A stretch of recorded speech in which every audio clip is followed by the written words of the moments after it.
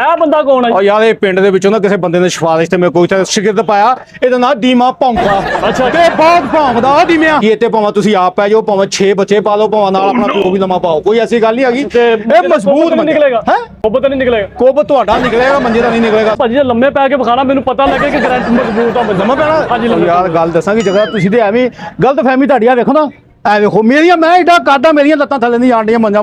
ਇੱਧਰ ਦੀ ਬੰਦਾ ਦੇਖਦਾ ਜਾਵੇ ਤੇ ਇੱਧਰ ਦੀ ਨਿਕਲਦਾ ਜਾਵੇ। ਕੀ ਮਤਲਬ ਕਹਿਣ ਦਾ ਮਕਸਦ ਕੀ ਹੈ? ਨਹੀਂ ਉਹ ਮੈਂ ਨਾ ਮੰਜੇ ਦਾ ਕੋਈ ਹਿਸਾਬ ਲਾ ਰਿਹਾ ਸੀ ਭਾਜੀ। ਭਾਈ ਲਓ, ਭਾਈ ਲਓ। ਕਾਕਾ ਉੱਥੋਂ ਰੱਸੀਆਂ ਲਿਆ ਕੇ ਇਹਨਾਂ ਦੇ ਅੰਗੂਠੇ ਤੇ ਬੰਨ ਤੂੰ। ਸ਼ਾਬਾਸ਼। ਹੈ ਕੀ ਹੈ? ਨਹੀਂ ਮੈਂ ਦੇਖ ਰਿਹਾ, ਮਫਲ ਵੀ ਚਿੱਟਾ ਹੀ ਆ। ਹਾਂ ਇੱਥੋਂ ਕ ਬੰਦੀ ਆ। ਮੈਂ ਲੰਮਿਆ ਕਿਦਾਂ? ਉਹ ਮੇਰੀ ਗੱਲ ਸੁਣ ਓਏ, ਭਾਈ ਮੇਰੀ ਗੱਲ ਸੁਣ ਲੈ ਇੱਕ ਮਿੰਟ। ਓਏ ਉਹ ਕੀ ਹੋਇਆ ਤੈਨੂੰ? ਉਹ ਮੁੰਡਿਆ ਉਹ ਗੱਲ ਆ ਦੇਖੋ ਨਾ, ਉਹ ਕੀ ਹੋਇਆ ਕੀ ਆ? ਉਹ ਮੇਰੀ ਗੱਲ ਤਾਂ ਸੁਣ ਲੈ ਇੱਕ ਮਿੰਟ। ਕਾਕਾ ਉੱਥੋਂ ਨਾ ਕੀ ਦੱਸੀ ਲਿਆ